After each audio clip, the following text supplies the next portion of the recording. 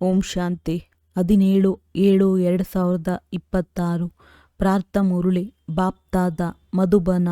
ಮಧುರ ಮಕ್ಕಳೇ, ಈ ಭಾರತ ಭೂಮಿಯು ನಿರಾಕಾರ ತಂದೆಯ ಜನ್ಮಭೂಮಿಯಾಗಿದೆ. ಇಲ್ಲಿಯೇ ತಂದೆಯು ನಿಮಗೆ ರಾಜಯೋಗವನ್ನು ಕಲಿಸಿ ರಾಜ್ಯ ಭಾಗ್ಯವನ್ನು ಕೊಡಲು, ನಿಮ್ಮ ಸೇವೆ ಮಾಡಲು ಬರುತ್ತಾರೆ. ಪ್ರಶ್ನೆ: ಶಿವತಂದೆಯು ತನ್ನ ಪ್ರತಿಯೊಬ್ಬ ಮಗುವಿನಿಂದ ಯಾವ ಪ್ರತಿಜ್ಞೆ ಮಾಡಿಸುತ್ತಾರೆ? ಉತ್ತರ: ಮಧುರ ಮಕ್ಕಳೇ, ಪ್ರತಿಜ್ಞೆ ಮಾಡಿರಿ. ಬಾಬಾ, ನಾವು ಯಾವುದೇ ವಿಕರ್ಮ ಮಾಡುವುದಿಲ್ಲ, ಪಂಚವಿಕಾರಗಳ ದಾನ ಮಾಡುತ್ತೇವೆ. ಒಳಗೆ ಭಯವಿರಲಿ. ಒಂದು ವೇಳೆ ನಾವು ದಾನ ಕೊಟ್ಟ ನಂತರ ಮತ್ತೆ ಹಿಂತೆಗೆದುಕೊಳ್ಳುತ್ತೇವೆ ಎಂದರೆ ಬಹಳ ಪಾಪವಾಗಿ ಬಿಡುವುದು. ಇದಕ್ಕೆ ಕಠಿಣ ಶಿಕ್ಷೆಯನ್ನು ಅನುಭವಿಸಬೇಕಾಗುವುದು. ಹರಿಶ್ಚಂದ್ರನ ಕಥೆಯೂ ಸಹ ಇದರ ಮೇಲೆ ಮಾಡಲ್ಪಟ್ಟಿದೆ. ಓಂ ಶಾಂತಿ. ಮಕ್ಕಳದ್ದು ಇದು ಈಶ್ವರೀಯ ವಿದ್ಯಾರ್ಥಿ ಜೀವನವಾಗಿದೆ. ಮಕ್ಕಳಿಗೆ ತಿಳಿದಿದೆ, ನಾವು ಅವರ ಬಳಿ ಬಂದಿದ್ದೇವೆ. ಅವರೇ ಕಲ್ಪಕಲ್ಪವೂ ಭಾರತವಾಸಿ ಮಕ್ಕಳಿಗೆ ಬಂದು ರಾಜ್ಯ ಭಾಗ್ಯವನ್ನು ಕೊಡುತ್ತಾರೆ. ಭಾರತದಲ್ಲಿಯೇ ಬರುತ್ತಾರಲ್ಲವೇ? ಇದು ಭಾರತ ಭೂಮಿಯಾಗಿದೆ. ತಮ್ಮ ಭೂಮಿಯ ಮೇಲೆ ಬಹಳ ಪ್ರೀತಿ ಗೌರವವಿರುತ್ತದೆ. ಹೇಗೆ ಯಾರಾದರೂ ವಿದೇಶದ ದೊಡ್ಡ ವ್ಯಕ್ತಿಯು ಇಲ್ಲಿ ಶರೀರ ಬಿಟ್ಟರೆ ಅವರನ್ನು ವಿದೇಶಕ್ಕೆ ತೆಗೆದುಕೊಂಡು ಹೋಗುತ್ತಾರೆ, ಅಥವಾ ಇಲ್ಲಿಯ ವ್ಯಕ್ತಿ ಯಾರಾದರೂ ವಿದೇಶದಲ್ಲಿ ಮರಣ ಹೊಂದಿದರೆ ಅವರನ್ನು ಇಲ್ಲಿಗೆ ತೆಗೆದುಕೊಂಡು ಬರುತ್ತಾರೆ, ತಮ್ಮ ಭೂಮಿಗೆ ಮಾನ್ಯತೆ ಕೊಡುತ್ತಾರೆ. ಭಾರತಕ್ಕೆ ಭಗವಂತನ ಜನ್ಮಭೂಮಿ ಎಂದು ಹೇಳಲಾಗುತ್ತದೆ.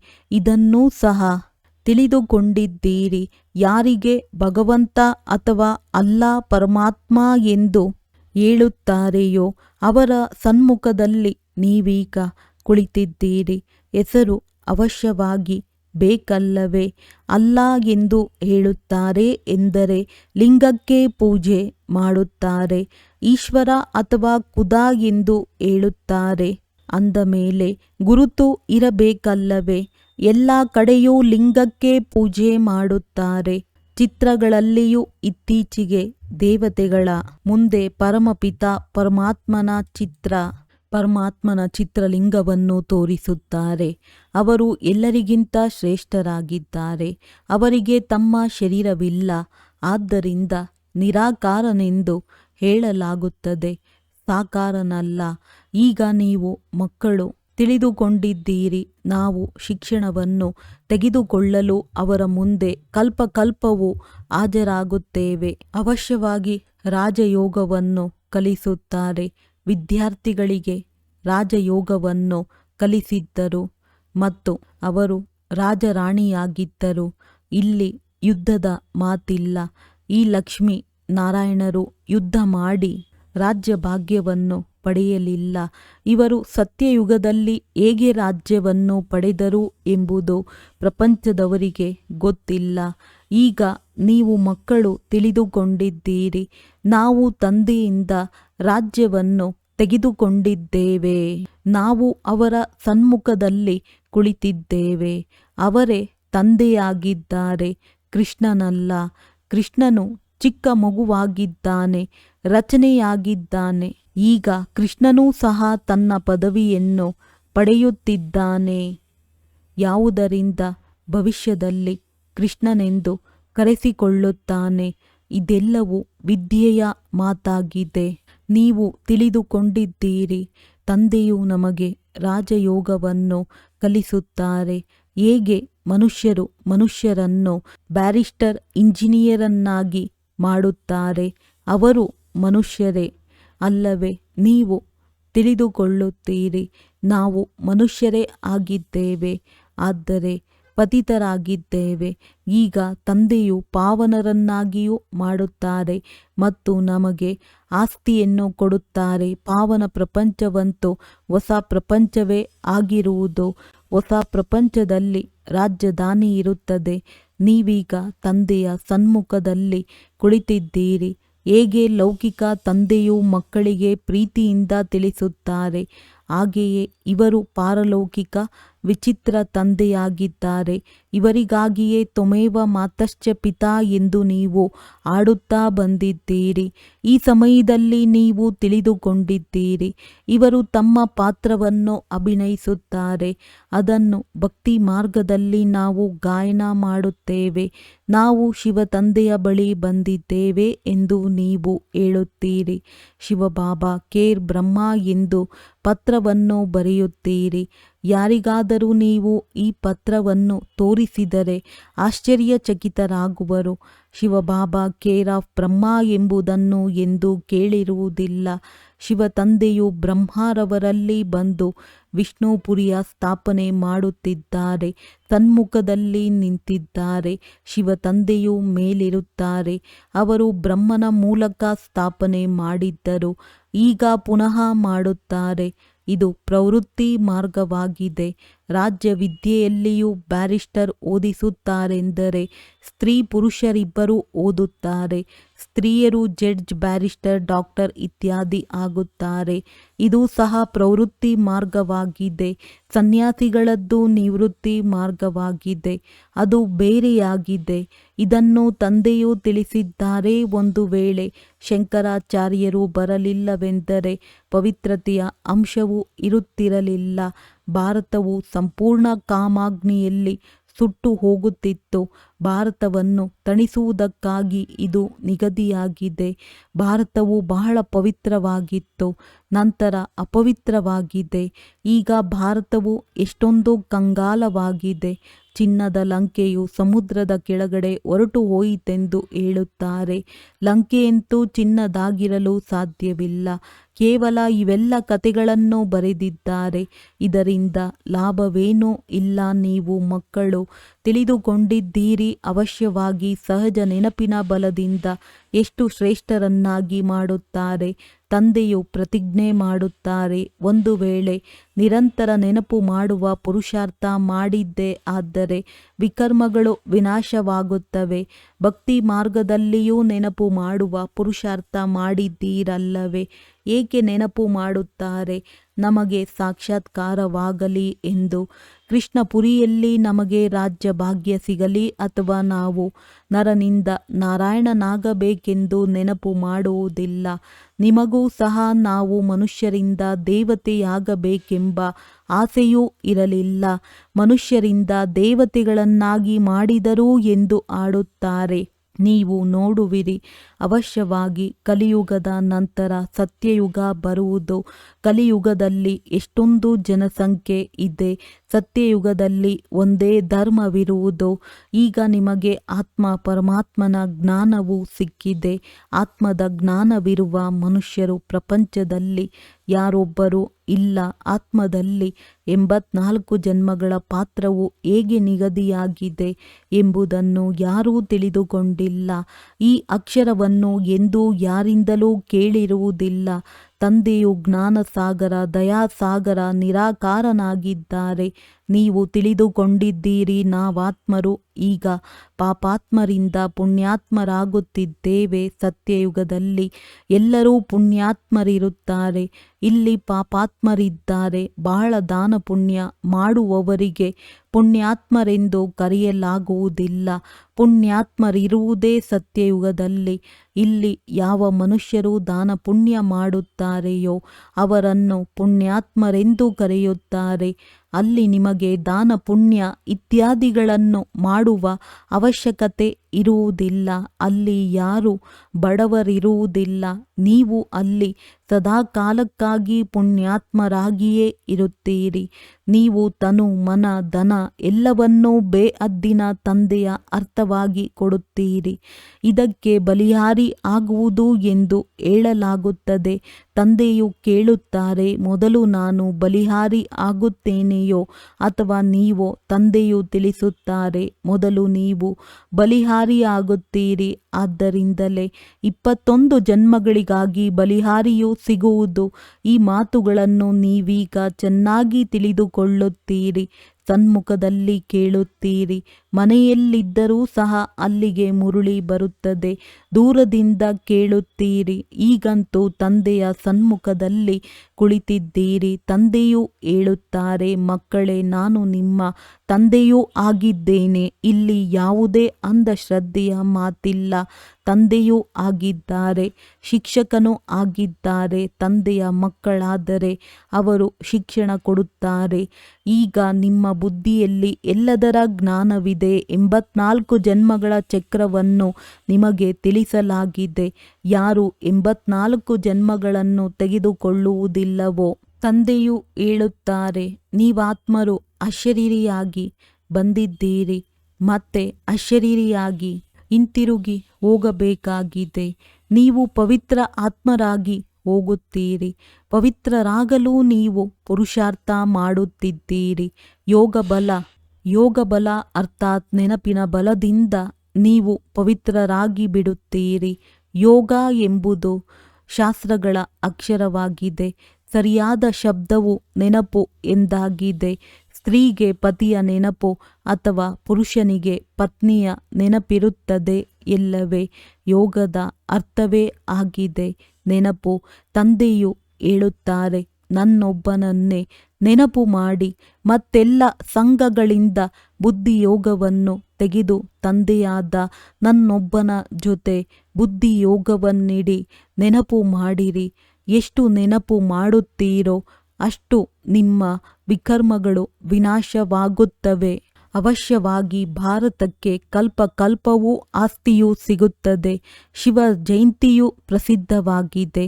ಹೇಗೆ ಬುದ್ಧ, ಕ್ರೈಸ್ಟ್ ಮೊದಲಾದವರ ಜಯಂತಿ ಇದೆಯೋ ಹಾಗೆಯೇ ನಿರಾಕಾರ ಶಿವನ ಜಯಂತಿಯೂ ಇದೆ. ಇದು ಸರ್ವಶ್ರೇಷ್ಠವಾಗಿದೆ. ಕೃಷ್ಣ ಜಯಂತಿಯೂ ಪ್ರಸಿದ್ಧವಾಗಿದೆ. ಆದರೆ ಕೃಷ್ಣನು ಬಂದು ಏನು ಮಾಡುತ್ತಾನೆಂದು ಯಾರಿಗೂ ತಿಳಿದಿಲ್ಲ. ಕೃಷ್ಣನು ಸತ್ಯಯುಗದ ರಾಜಕುಮಾರನಾಗಿದ್ದನು. ಅವಶ್ಯವಾಗಿ ಕೃಷ್ಣನಿಗೆ ಮತ್ಯಾರೋ ಇಂತಹ ಕರ್ಮವನ್ನು ಕಲಿಸಿರಬೇಕು. ಇದರಿಂದಲೇ ಸತ್ಯಯುಗದ ರಾಜಕುಮಾರನಾಗಿದ್ದಾನೆ.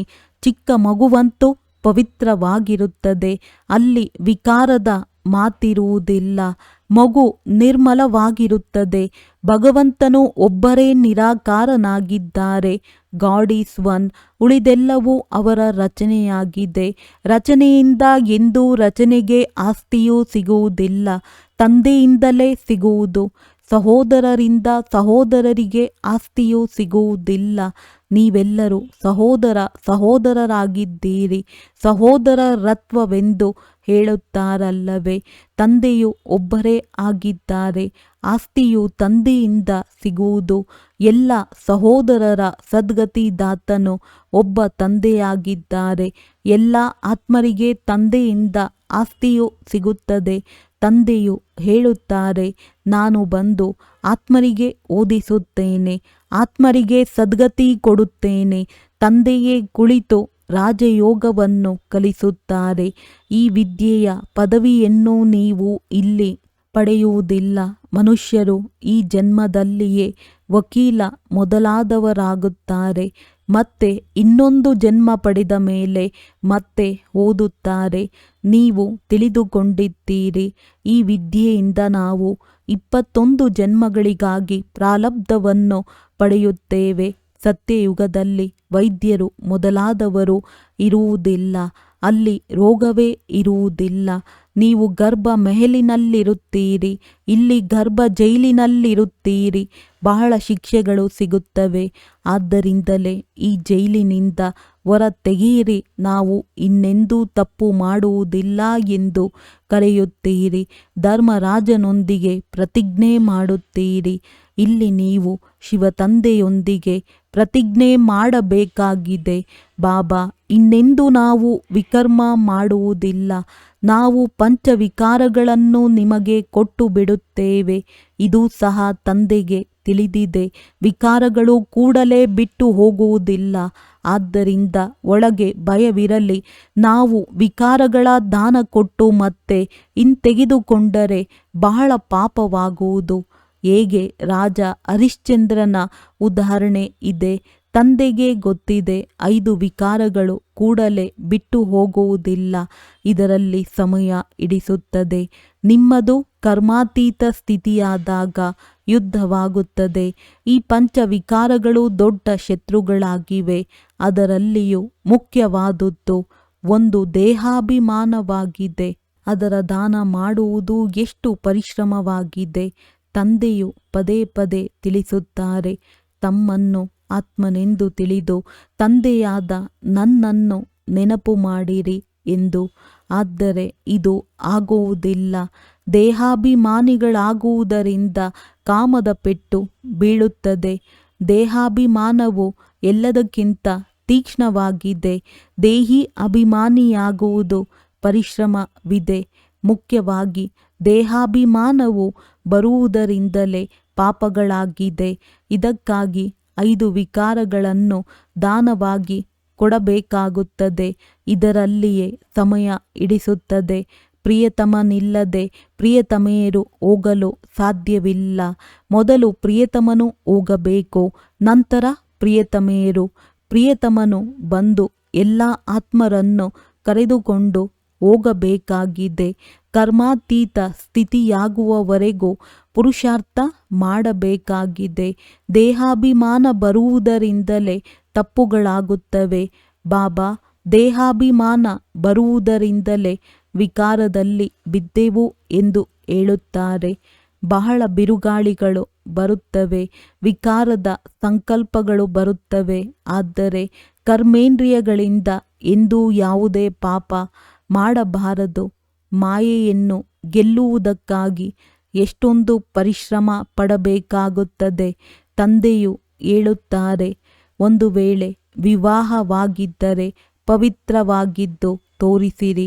ಆಗ ಸನ್ಯಾಸಿಗಳು ನೋಡುತ್ತಾರೆ, ನಿಮಗೆ ಎಷ್ಟು ದೊಡ್ಡ ಸಂಪಾದನೆ ಇದೆ. ಪವಿತ್ರರಾಗಿದ್ದು ತೋರಿಸಿದ್ದರೆ ಬಹಳ ಶ್ರೇಷ್ಠ ಪದವಿಯನ್ನು ಪಡೆಯುವಿರಿ. ನಿಮ್ಮ ಮೇಲೆ ಎಲ್ಲರೂ ಬಲಿಯಾರಿಯಾಗುವರು. ತಂದೆಯು ಮಹಿಮೆ ಮಾಡುತ್ತಾರೆ, ಬಲೆ ಪವಿತ್ರರಾಗಿರಿ. ಆದರೆ ಜೊತೆಗೆ ಯೋಗವೂ ಇರಬೇಕು. ಯೋಗದಲ್ಲಿಯೇ ಪದೇ ಪದೇ ವಿಘ್ನಗಳು ಬರುತ್ತವೆ. ದೇಹಾಭಿಮಾನವು ಬಂದು ಬಿಡುತ್ತದೆ.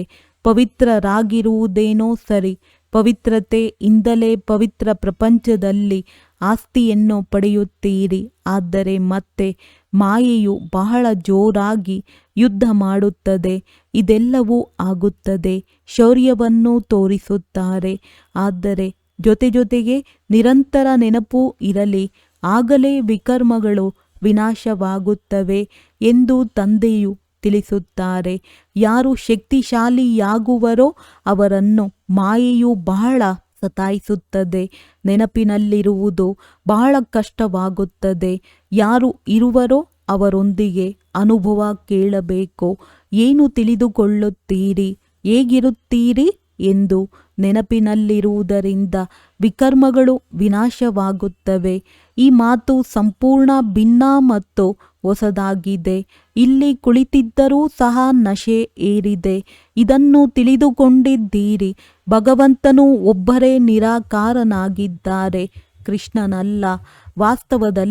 ವಾಸ್ತವದಲ್ಲಿ ಕೃಷ್ಣನ ಬಗ್ಗೆ ಶಾಸ್ತ್ರಗಳಲ್ಲಿ ಅನೇಕ ಮಾತುಗಳನ್ನು ಬರೆದಿದ್ದಾರೆ. ಹಗ್ಗದಿಂದ ಕಟ್ಟಿ ಹಾಕಿದರು, ಬೆಣ್ಣೆ ಕದ್ದನು, ಆದರೆ ಆ ಮಾತುಗಳೇನೂ ಇಲ್ಲ.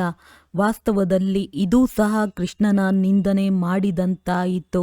ಕೃಷ್ಣನಲ್ಲಿ ಯಾವುದೇ ಅವಗುಣವಿರಲಿಲ್ಲ. ಚಂಚಲತೆ ಮಾಡುವುದೂ ಸಹ ಒಂದು ಅವಗುಣ ಆಯಿತಲ್ಲವೇ? ಕೃಷ್ಣನು ಮರ್ಯಾದಾ ಪುರುಷೋತ್ತಮನಾಗಿದ್ದಾನೆ, ಸರ್ವಗುಣ ಸಂಪನ್ನ. ಮಹಿಮೆ ಮಾಡುತ್ತಾರೆ, ಗುರು ಬ್ರಹ್ಮ ಗುರು ವಿಷ್ಣು ಎಂದು ಗಾಯನವೂ ಆಗುತ್ತದೆ. ಆಗ ಹೇಳಿರಿ, ನಮಗೆ ಗುರುವಂತೂ ಇಲ್ಲ. ನಾವು ಇವರನ್ನು ಗುರುವೆಂದಾಗಲಿ ಈಶ್ವರನೆಂದಾಗಲಿ ಒಪ್ಪುವುದಿಲ್ಲ. ಪತಿತ ಪಾವನನು ಒಬ್ಬ ನಿರಾಕಾರನೇ ಆಗಿದ್ದಾರಲ್ಲವೇ? ಯಾವುದೇ ಸಾಕಾರಿ ಗುರುಗಳು ಪತಿತ ಪಾವನನಾಗಲು ಸಾಧ್ಯವಿಲ್ಲ. ಈ ಸಮಯದಲ್ಲಿ ನೀವು ಪರಮಪಿತ ಪರಮಾತ್ಮನ ಇಡೀ ಜೀವನ ಚರಿತ್ರೆಯನ್ನು ತಿಳಿದುಕೊಂಡಿದ್ದೀರಿ. 5000 ವರ್ಷಗಳಲ್ಲಿ ಶಿವ ತಂದೆಯ ಪಾತ್ರವೇನು ಎಂಬುದನ್ನು ನೀವು ತಂದೆಯ ಮೂಲಕ ಅರಿತಿದ್ದೀರಿ.